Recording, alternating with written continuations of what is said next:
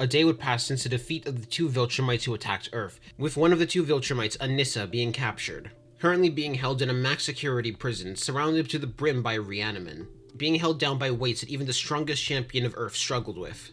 Of course, that champion was a half-breed Viltrumite, Mark Grayson, the strongest hero on Earth. Earth's protector, otherwise known as Invincible.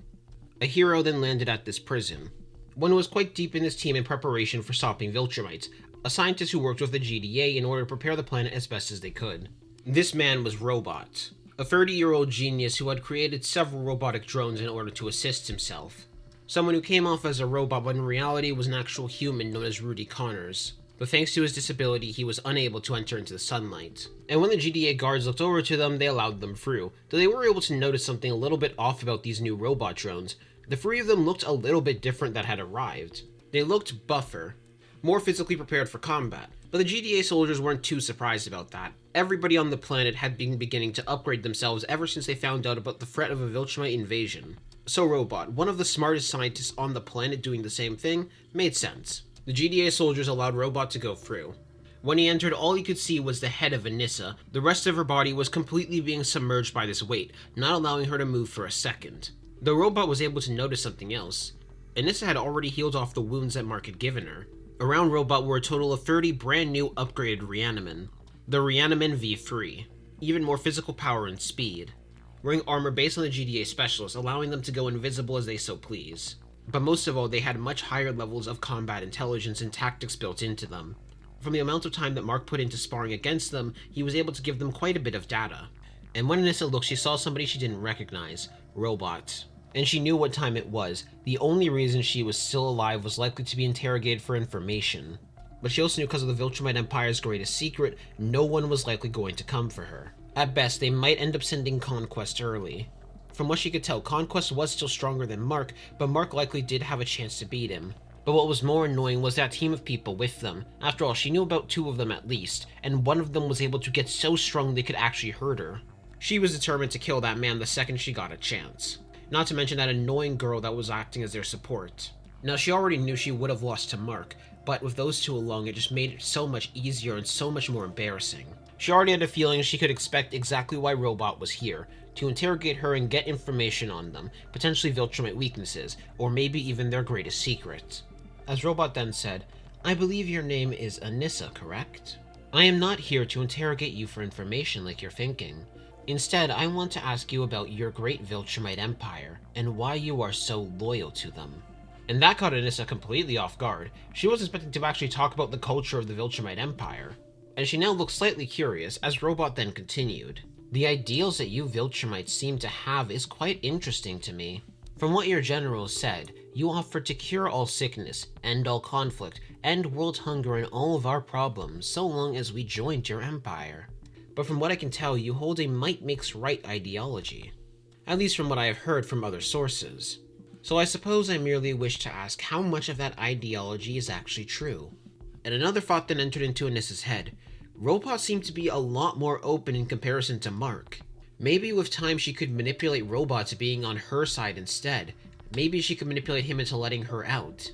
Maybe if she talked more and more with him, they could even get them to join the Viltrumite Empire. From what she could tell by Earth standards, they might actually be quite smart as well. So maybe they could make this guy into a Viltrumite scientist and use his resources. As Anissa then said, "All of it is true. I have taken over several planets on my own. See the process happen. We do not say we can end all wars as some empty propaganda. We truthfully do mean it. We've done it several times. Our technology far exceeds that of Earth, especially in terms of medical sciences. Several diseases that would have wiped out planets' entire species on its own, we have stopped. And we needed that might makes right ideology in order to make sure we could do that. If we weren't the strongest species in the entire universe, we wouldn't be able to help the universe. Even if there are some people who do resist against us, you just don't understand and will one day thank us for helping you.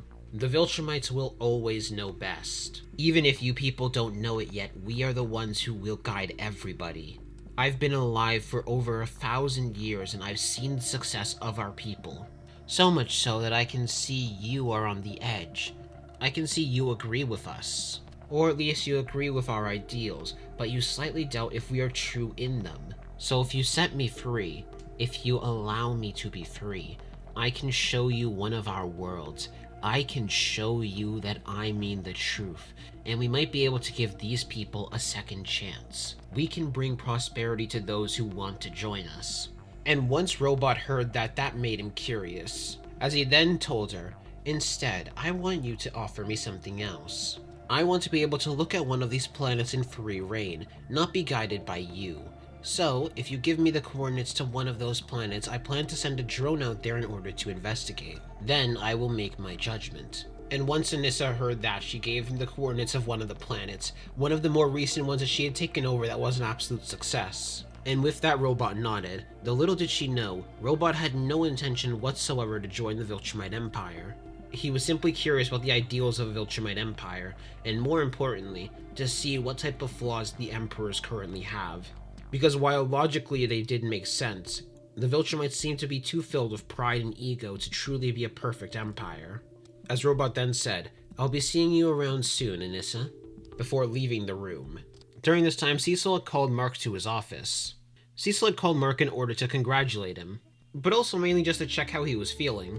Especially considering Mark wasn't in the best of mental states earlier, but Mark had clearly made improvements, from going to thinking that he was nothing but a tool all the way to becoming the leader and clearly caring quite a lot about his team. Mark had truly embraced his humanity, and Cecil couldn't be happier to see that. As Cecil then said, I need to say, congratulations. You picked out an amazing team, and you've quickly been soaring through the ranks. Not just were you able to defeat the Viltrumites that had come to this planet, but you've been able to gain popularity among the masses. Project Anvil, the brand new team that had saved so many more lives in recent years. After all, not just have you guys been fighting the strong villains, but you've also been helping the people of the world, helping with relief efforts and helping with so many problems. But most of all, the people love you. What I'm trying to say is I'm proud of you, Mark. But Mark quickly shook his head, as he said, that you have Eve to thank. Without Eve, I never would have gotten the idea of making our team help with relief efforts. I would have just had us be some other superhero team, constantly fighting against the villains, constantly training as well, but Eve really helped us to connect with the people. But before he could continue, Cecil lifted up his hand, stopping Mark immediately. As Cecil then said, you are still the leader, Mark. You're the one who gave the okay on every single idea. It was your judgment that ultimately led the team to go down their choices. Now, I'm not saying Eve doesn't deserve any credit. She definitely does. But you were the one who went with the idea. You were the one who thought it through and decided it would be the best course of action for your team. I need you to remember this. As a leader, every single success and failure is partially your fault. Every single success, because you're the one who gave the okay on that idea. And every single failure as well, because if there are shortcomings on the team that you couldn't see, that is your fault for not fixing them. And I know people normally need to learn this in order to know to accept responsibility on the bad side, but you need to learn to accept responsibility on the good side, Mark. So remember to give yourself some praise as well. And upon hearing that, Mark was silenced for a couple of moments, just taking in that information before nodding. Of course, Mark was familiar with that saying, but he never really thought about the positive side of that saying as well. Whenever the team made a mistake, it was the leader's mistake. However, whenever a team did succeed, the leader was also partially to thank. As Cecil then asked Mark, how are you doing, by the way, in leading a team? And I don't mean your success rate. If I wanted to know, I'd just look over your stats. I mean, how is Mark Grayson the person feeling? And when Mark heard that question, he took a couple moments to think about this. Being more aware of his emotions was not something he was used to yet, and it was something he was trying to get better with. After all, the talk from Whirlwind was still in his head. As Mark then said, I honestly kinda like it. The members of my team are all rather interesting people. They have fun habits. Hell, I even plan to go over to Scott's place later on for dinner. It's been an interesting experience, trying to figure out how to make my team better, trying to figure out how to help out my team, and I just have been enjoying myself. Sure, I've had comrades before, but it's never really been something like this. Never people that I've been really responsible for. Not to mention, I also feel like I've been getting to know Eve better as well. And as Mark spoke, a smile slowly rose on Cecil's face. He was proud. He could tell Mark was truly going to become a good leader, if not he already was one. But more than that, this was the best Mark had ever been mental state-wise. The thing that Mark was truly lacking after all was friends, and he was hoping that it would stay the same for them all around. Cecil knew he had nothing to worry about with Mark, so he decided to dismiss him, telling him that the two of them should talk a little bit more and catch up later. But Mark had a dinner to go to, so he shouldn't be late for that. With Mark giving him a thumbs up, before he then went out from Cecil's office, exiting the Pentagon and flying away. And as Cecil watched him fly, he couldn't help but question a bit to himself why Mark didn't use a teleporter more often. As we now return back to space, General Krieg had just landed on his ship. He had been flying for nearly a day. His ship was parked quite far away from the planet. At that same time, Fula, Lucan, and Vider all returned back to the ship as well. And they were surprised to see that Anissa was gone. She wasn't actually with Krieg. Unknown to them, several small drones began to detach themselves from Krieg's leg. Each of them were around the same size as ants, and they were auto-programmed with some orders, making it so Robot wasn't going to need to control them. The first order was to act as a tracking beacon on this ship, as well as wherever the Viltrumite went. The second was to record any conversation. And the third and most important order was to copy any technology they could find, download it, and prepare to send it back to Robot. Anytime the drone got close enough to the Earth, they would send the data right back to Robot. As Vider then said, "General, what happened? Why is Anissa missing?" Krieg then said, "Anissa is likely dead." And that shocked all three of them. After all, they knew Anissa was stronger than them. Not to mention the fact it did quite the number on Krieg as well. As it was Fula's time to speak, and she said, "If all four of us were to head to Earth, we'd likely be able to avenge Anissa and take over the planet." And Krieg shook his head no. Mark Grayson was far stronger than I thought. He is stronger than all four of us currently. But more than that, they also had other fighters on Earth, other fighters that were each quite capable. 3 fighters with high physical strength. While they aren't stronger than you 3, they would be able to give you 3 a good fight. Then there was a woman who was able to manifest constructs out of a pink energy. I wasn't able to fight against her too much, but they would definitely be a massive danger to us. Especially with her capability of changing the air density, as well as making a weight so heavy that even I couldn't carry it. There were also 2 other people that had similar powers to us Viltrumites, wearing high-end technological enhancements, which was likely the reason they were able to stand a chance against me. Vider, Fula, if you were to fight against either of those 2 people, you would lose. And if they were to fight you together, Lucan, you would lose. And even one of them would put up a good fight against you. They also had a massive kaiju as well, one that was far stronger than me physically. This is most likely the Earth's strongest defenses, but who knows what else they have. Clearly Earth has been preparing for us. So we now need to return back to our home. We need to return back to the Grand Regent. They are going to need this information. Earth might be a far more powerful planet than we expected. And while the 3 of them wanted to doubt it, they wanted to deny it, they had no reason to. And this time it was Lucan's turn to ask a question, as Lucan asked, in comparison to Conquest and Nolan, how strong is Mark Grayson? Krieg honestly wasn't too sure.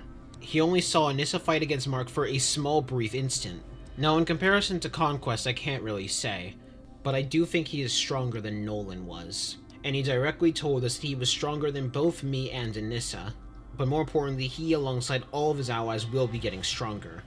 As Krieg activated the ship, having it start to take off to the home base of Viltrum, he then asked them if they had any luck finding Nolan, but all 3 of them shook their head. They were able to kill a Unopin, but they weren't able to get any information out of them.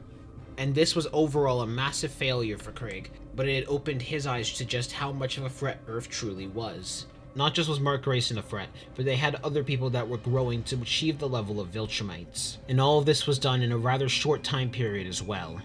As we now return our attention back to San Francisco. On top of a rooftop, Rex wanted to meet up with Eve. And he didn't want to meet up with her in order to try and win her back or something like that. No, he wanted to apologize and congratulate her. His talk with Invincible had really gotten him to think, and ever since what happened, ever since Immortal started to date Kate, he was really thinking about himself, and just how much of an asshole he had been to Adam Eve. At first he was just planning to do this in order to try and get Invincible off of his back, but the more and more he thought about it, the more he felt he was right. And Adam Eve could feel that this apology was genuine. But even though it was genuine, it didn't mean she was going to forgive him. After all, he did hurt her. But still, either way, Adam Eve was at least happy that he did take accountability nonetheless. Leading to the 2 of them talking about Adam Eve's new job being part of Project Anvil. And Eve telling him that she's been doing amazing work. She's been able to help so many people. That she feels like she is finally starting to use her powers and actually make some differences. And Rex was proud of her for that. After all, Project Anvil in a way was like the Guardians of the Globe, which joining the Guardians of the Globe had always been his dream. But if he was being honest, that seemed really far away from him now. But who knows, maybe if Rexpo trains hard enough, he will be able to become a superhero strong enough to join the Guardians of the Globe. Joining Project Anvil just seemed far outside of his potential though. Which led to Adam Eve asking how working for the teen team is going. After all, she knows that he had recently begun working with the Immortal as their new mentor. which led to him telling her about the fact that he was no longer with Duplicate and Duplicate was now with Immortal. Things have also been kinda weird with Robot. While Robot was here pretty often, he was now pretty distant from the team, other than one member being the new member, Monster Girl. But they weren't quite too sure why. And if Rexpode was being honest, he felt distant from basically all of the members of the team aside from one of them being Shrinking Ray. That was more because everybody else was building their own bonds, leading to him only really being able to bond with Shrinking Ray. Or as he just called her, Ray. Though he was happy to hear that Adam Eve have been having a lot more success than he has. When Adam Eve heard the mention of Robot being more interested in Monster Girl and being much more distant from the team as a whole, that did slightly confuse her, but she kinda knew why, or at least she had some expectation. While Robot wasn't a true member of Project Anvil, he was part of the science team in order to help them. Which, once Rexpode heard that did make a lot more sense. Even making a joke about how he's splitting his processing power or something like that. And while training with the others has been rather harsh for him, he has been adjusting to it slowly. He felt he's been getting a bit stronger. And she was happy to hear that. After all, they had recently come across a Viltrumite. They were now more than aware of what they were up against, and they knew everybody was going to need to be on their best in order to stand a chance. As she then said, I technically shouldn't be telling you guys this yet, but we are planning to roll out some upgrades for everybody here, so you're on that list too. Which I think you're definitely going to like. And Rex was certainly curious, but as the two of them continued to talk, Rex asked Eve how her parents felt about all of this. And Eve wasn't honestly too sure. She hadn't talked to her parents in a while now. She knew, of course, the last time they talked they weren't too happy about this, but she didn't know how they were going to feel about it now. And while she knew she was definitely going to have to encounter her parents and talk to them about this later, she just wanted to ignore that for now. That was mainly because she knew the headache that it would be going back to her parents right now. But it was something that she was inevitably going to have to do either way. No matter what happened though, she had no intention to change her path whatsoever. She was in far too deep now to allow herself to go back. Rex told that he wished her the best of luck, and if she needs someone to talk to after, considering Rex knew what her parents were like, he would definitely be there to help. Though Rex did say, it might be best to leverage your government advantage against them if you need to. You do have the head of the GDA with you on your side. And after some more discussing and catching up, the two of them took off. They both had their own things to do tonight, and it was more successful than either of them thought it was going to be. And with that, we closed the night of success. About a week would pass, until somebody else arrived to the planet. And while they were another alien, they were actually an ally this time. Alan the alien, who looked to be physically stronger in comparison to last time. It was pretty clear they had made some improvements. And Alan did want to talk with Mark Grayson. He also wanted to test his new power. While he was pretty confident he could defeat the 3 Viltrumites that beat him up, he was not sure if he could beat Mark yet. Currently, Mark was sitting down in his office at the base. Most of the members of Project Anvil were already dispersed on missions. Frobolt and Oliver were currently fighting off a kaiju that was spotted in the ocean. Terra and Kid 4 were currently helping out in a huge relief effort with an area that just had a tornado go through. Adam Eve and Powerplex were facing off against a creature that had come from the Earth, an incredibly massive centipede. Bolt and Knockout were just doing some sparring against each other in the base. Mark had also recently found a brand new candidate he wanted to potentially add to Project Anvil. That candidate was a man who used highly advanced technology, stuff that even surpassed what Robot had. Their superhero name was Tech Jacket. But before Invincible could head out to reach him, he got an alert there was an alien in space. And when he looked a little bit surprised. He could recognize it was Alan, but he wasn't expecting them to be that buff. Which reminded him he was definitely going to need to make a way for them to be able to communicate with each other across planets. And right now, it just looked like Alan was lost. So Invincible flew out to space in order to meet with Alan. Before he guided Alan right back down to a very familiar site, the place where he had to talk with Earth's head of defense, Cecil, as well as Mark.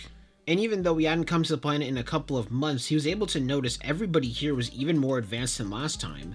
The armor of the soldiers looked more reinforced, more combat ready. Not to mention, he was able to see 2 people that were also here, not in those same type of uniform and armor.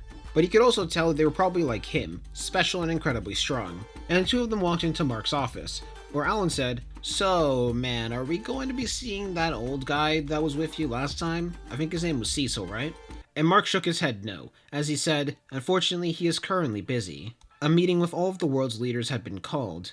Fortunately, you still have me to talk to." Which we do have a lot to catch up on, leading to Alan being informed about quite a lot of what Earth had been doing. Up first, the formation of Project Anvil, a team of so far 8 of Earth's strongest fighters that had the capability of countering Viltrumites, with a kaiju known as the Hail Mary being able to help them as well. About their recent encounter with Battle Beast, the strongest person that Mark had ever fought, and he was wondering if he knew anything about them, which he unfortunately said no. But Alan told him he was definitely going to look into it later. About the new technological upgrades they had been receiving recently and how they're continuing to work to make sure more people can counter the Viltrumites. And most importantly of all, their recent encounter with 2 Viltrumites. where they allowed one to escape in order to track down their locations, and the second one had been captured, in order to get more information. And Mark also firmly confirmed to Alan they were going to be in this war now. And Alan had to admit he was absolutely stunned. Not just were they strong enough to fight against 2 Viltrumites and defeat them, but he was strong enough to capture one of them alive. Allying with Earth was definitely a right call. No one could have predicted how much a simple reading mistake ended up helping them all out. And it was Alan's turn to talk. Alan told Mark that the coalition of planets wanted to meet with him, and they are definitely going to be pleased about this news. And he had to admit, no one had ever been this successful in the Viltrumite War before. Alan also told him about his encounter with 3 Viltrumites, though sadly he wasn't anywhere near successful. He kinda just got beaten up really badly. Which, speaking of getting beaten up really badly, he did want to test something against Mark. He wanted to spar with Mark, and Mark couldn't help but smirk and accept his challenge. Now sure, he did have allies he could spar with now, but it had been a while since he had sparred with Alan. In fact, he never really did spar with him. He did fight him for a little bit when he first arrived to Earth, but other than that, he didn't really do that much in that fight. So he was curious how he would go now, especially because he could tell Alan most definitely got stronger. Now he could have easily activated his scanners to see how strong Alan currently was, but he kinda wanted that to be a surprise for himself. But first, Mark wanted to do something else before he accepted sparring with Alan. There was somebody he wanted to recruit to be a brand new member of Project Anvil. And since Alan was going to be an ally of Project Anvil, he thought it might fit to bring them along with him. And Alan wasn't in too much of a rush, so he decided why not. He also decided to take Bolt and Knockout with him as well. And with that, all 4 of them teleported away to Tech Jack's location. But the second they teleported away, somebody else saw this as their opportunity to act. An assassin who had recently infiltrated Project Anvil's base. Doing this was incredibly difficult and took quite a bit of preparation, but finally they managed to pull it off. This assassin was Multi-Paul. He had been acting on recon, waiting for all of the members to be gone from the base, because even if one of them had discovered him, it would be all game over from here. Despite his role as an assassin, he actually wasn't here to kill anybody. No, he was here to steal something. To steal the documents on how to make the reaniman, in order to steal that from Mr. Liu. And once he successfully got those files, he left the base, being almost completely unsuspected. However, there was one person who actually did suspect him. That person was Robot himself. Robot had a hand in creating each of these armors. And while he quite easily could have avoided this, he could have arrested him, he chose not to. After all, he knew who Multi-Paul was. He knew they were just an assassin, and arresting an assassin would do nothing. But letting the assassin lead you to the bigger fish, that was always going to be significantly worth more. So he was curious what fish Multi-Paul was going to lead him to. But for now, all he could do was wait and see. He did also want to talk to the Mara-twins soon, as he was looking at a blood sample he had recently gotten. One that belonged to Rexplode. He felt if he had a true body, he might be able to do much more good for the team. And now they had the Mara-twins on their side, he felt it to be pretty easy to justify it to Invincible and get it past him. But thoughts were also lingering in his mind. Thoughts of the Viltrum Empire, as he had been asking himself something for the past few weeks now. Was creating an empire the true way to peace?